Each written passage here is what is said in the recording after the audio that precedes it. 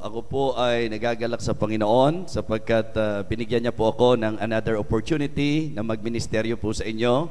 Isa pong masasabi nating kalipunan. Every time na pumupunta po ako sa Batangas, kung kayo po ay sadyang pinagpapala, gusto ko pong sabihin sa inyo na ako mismo ay pinagpapala din. Ano po? I really thank God sapagkat isa ho sa makikita natin na talagang nandoon yung apoy, yung init, alab ng pag-ibig sa Diyos ay ang mga mananampalataya po dito sa Batangas. Kaya ngayong hapon, ang prayer ko sa Panginoon, first night ito.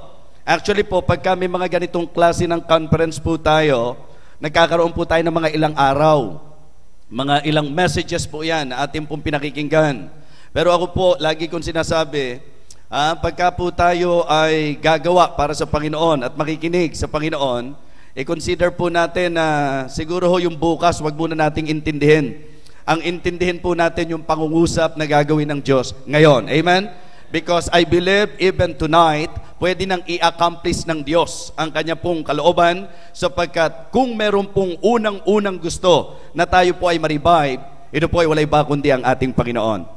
So this time, again, Pastor Hernandez, thank you so much sa inyo pong pagtitiwala. At katulad po nung kanyang binanggit, kami po ay tuloy-tuloy mula po doon sa Santa Mesa. Diretso po kami kanina ng Quezon City at tuloy-tuloy na po dito. At talagang tuloy-tuloy dahil yung biyahe talaga tuloy-tuloy. Ang ganda na po ng ating daan ngayon. Ano po? So marami lang pong toll gate na dinadaanan. At bawat toll gate, ayaw ka naman padidiretsuhin ng ganun-ganun na lang. Ano? But anyway, dito ko na-realize na para sa akin talaga, di bali nang magbayad ka ng magbayad ng toll gate, basta mas madali ang biyahe. Time is more precious than gold. And I really praise God, nagawa namin ang paraan. 4 o'clock, dumating po kami dito. Ano po? At nakapagmerienda pa po kami ng masarap. At yung dalawang kasama ko po ay sarap na sarap. Okay? Sapagkat si Brother Mac, ang paborito po niya ay ang Big Mac. Okay? Pero champala yung kinain namin. Alright, so, are you excited today? Do you really believe na ang Diyos ay kikilos sa inyong buhay?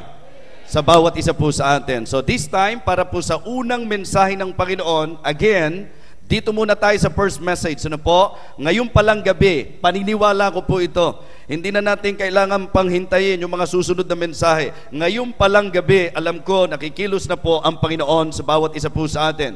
I would like to invite everyone to please open your Bible in the book of Psalms. Psalm chapter 37. Psalm chapter 37. I would like to share the message that I entitled, Rise Up When You Fall. Magbangon ka kung ikaw ay nabuwal, or rising from falling. Yung ating pong pagbangon mula sa pagkakabagsak. Okay? I would like to request all of you to please stand up as we read our text tonight. Psalm 37 verses 23 to 25. Psalm 37 verses 23 to 25. The steps of a good man are ordered by the Lord, and he delighted in his ways. Though he fall, he shall not be utterly cast down, for the Lord upholdeth him with his hand. I have been young, and now am old, yet have I not seen the righteous forsaken, nor his seed begging bread. Let us come to the Lord in prayer. Aming dakilang Diyos, aming Panginoon, sa pagkakataong ito, kami po ay naglalapit ng aming mga sarili sa aming pong panalangin na kami po ay bigyan mo ng tunay na revival. Panginoon, hiling ko po ang iyong patuloy na pangungusap sa bawat isa. Bigyan mo po kami ng mataas na paggalang sa pagdinig sa iyong banal na salita. And I pray, O Father, that you will use your message tonight, this afternoon, upang abutin po kami sa aming spiritual na kalagayan. Empower me, O Lord. Without you, O God, wala po akong magagawa. Help me, O Lord, na ma-meet ang needs, ang spiritual needs ng mga anak mo ngayong hapong ito. Kausapin mo po kaming lahat.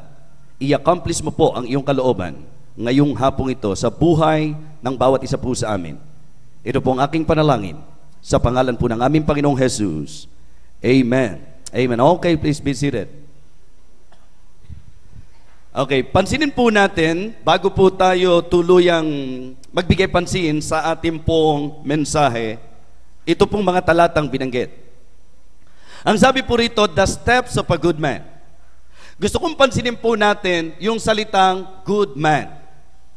Ang ating pong dapat maunawaan, ang pinag-uusapan pong good man dito sa ating malinaw na panahon, o ating pong dapat diwang matanggap mula sa Bible, this is actually referring to the people of God or believers. Kumbaga sa New Testament understanding, ito po ay pumapatungkol sa mga mananampalataya. Okay? Yung good man dito ay nire-represent ng mga mananampalataya na ang sabi ng Diyos, ang daan at lakad ng mga mananampalataya ay naihatag o naitalaga, naihanda na ng Panginoon. The steps of a good man are ordered by the Lord, and He delighted in His way. But in verse number 24, ang sabi po, though he fall, he shall not be utterly cast down, for the Lord upholdeth him with His hand. So ang pinag-uusapan po ay ang taong nasa Panginoon.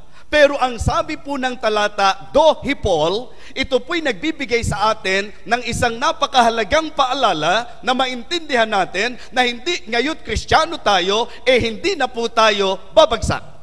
Na ngayon hindi Kristiyano ka na, hindi ka na magkakamali. So ang kalooban ng Panginoon, kung ikaw ay mananampalataya, ikaw ay maging bagong nilalang.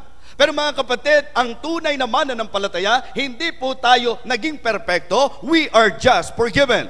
Tayo po'y pinatawad lamang. Nandoon pa rin yung tendency na tayo po'y malihis. Nandoon pa rin yung tendency na tayo po'y mabuwal. Nandoon po yung tendency na tayo magkasala. Nandoon po yung tendency na tayo po ay malihis pa rin sa ating landas. And that is the reason why sa setup natin, merong tinatawag na revival meeting to remind everyone na ito po ay panawagan upang ikaw sa pagkakabagsak ay muling bumangon. Amen?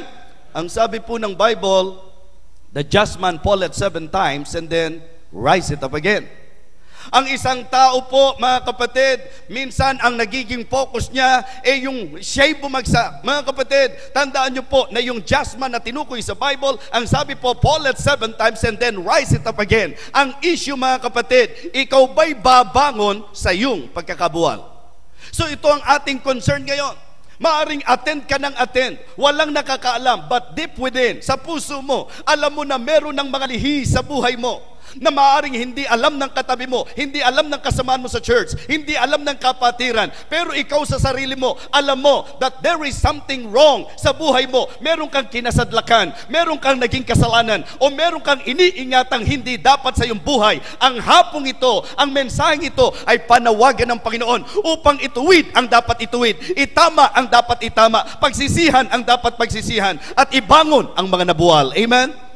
Rise up when you fall. Mga kapatid, atin pong bigyang pansin sa mensaheng ito ang napakahalagang paalala ng Diyos. Kumbaga, ang sarap himayin po nung talata. Ang sabi po ng Bible, the steps of a good man are ordered by the Lord. Yung idea po dito nung ordered by the Lord, kung i-reconcile po natin in Hebrews chapter 12, the idea is the same.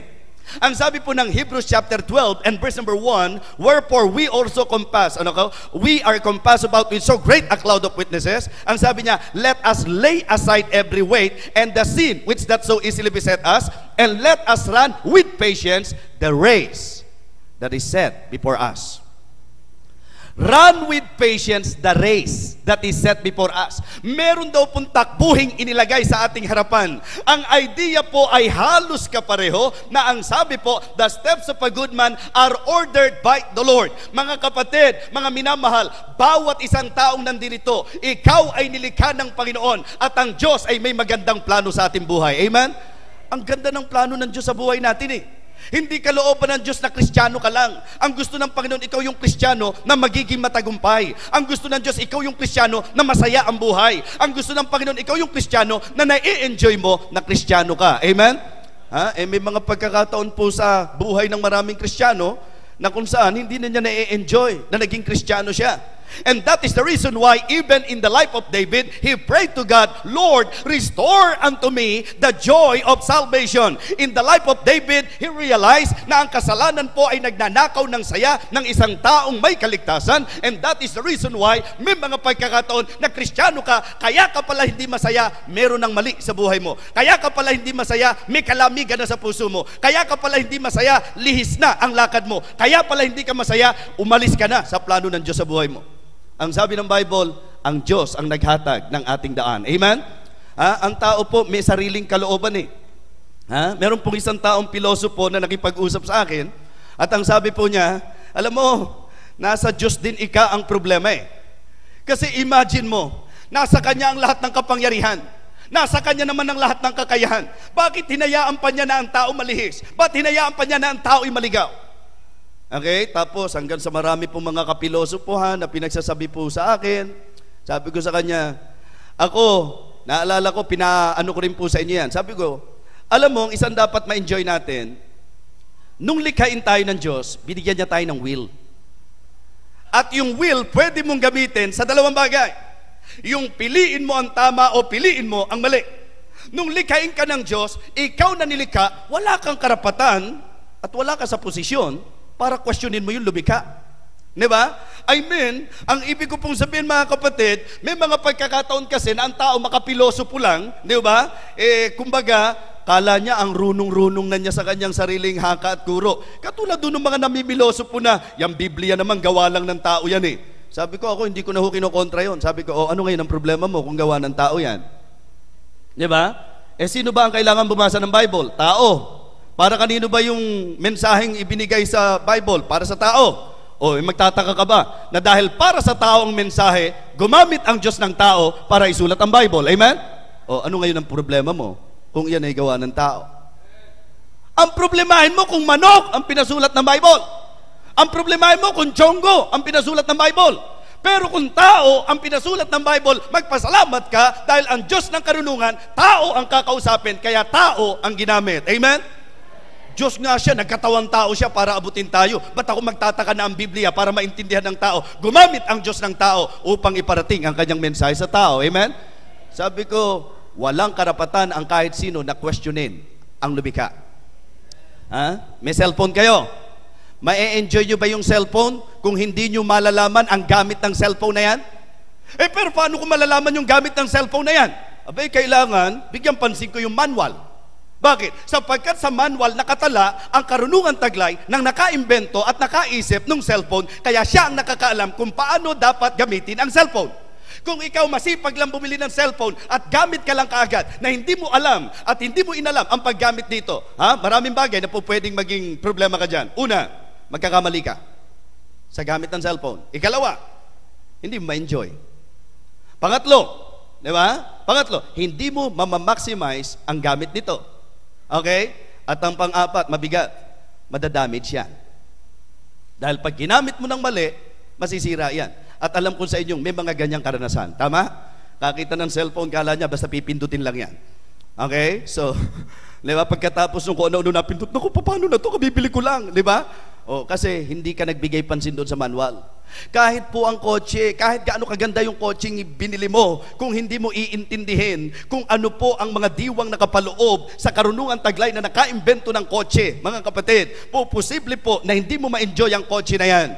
Sapagkat hindi mo alam, kala mo basta maganda kotse mo, gamit ka lang ng gamit, chine-change oil din po yan.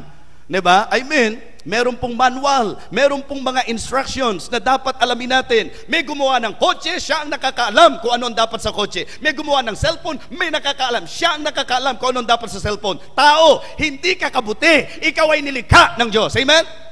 Meron ba sa inyong basta sumulpot na lang dito? Meron po ba?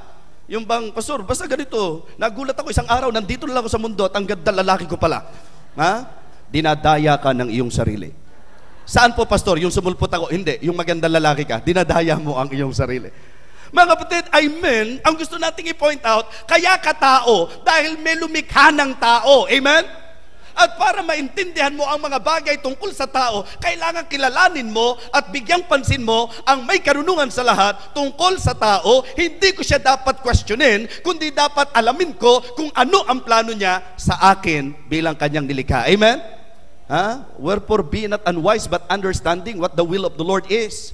Dapat madiskubre mo ano ang plano ng Diyos. Ang